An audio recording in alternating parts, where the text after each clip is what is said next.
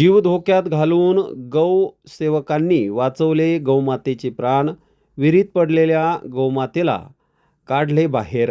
गौसेवेच्या क्षेत्रात अग्रेसर असलेल्या एकनिष्ठ गौसेवा फाउंडेशनच्या गौसेवकांनी धाडस दाखवून एका गौमातेचे प्राण वाचवले.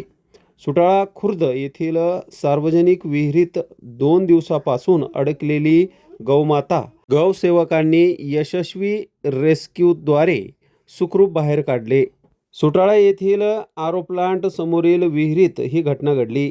गाय विहिरीत पडलेली असल्याची नागरिकांना माहिती मिळाली होती. बाहेर काढण्याचा नागरिकांनी प्रयत्न केला, मात्र तो अयशस्वी ठरला. शेवटी संस्थेच्या गौसेवकांनी घटनास्थळी धाव घेतली.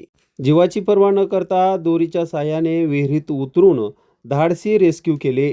दोर गायीच्या कमरेला बांधून तिला सुरक्षित बाहेर काढले. गौसेवकांच्या या पराक्रमाचे सर्वत्र कौतुक केले जात आहे.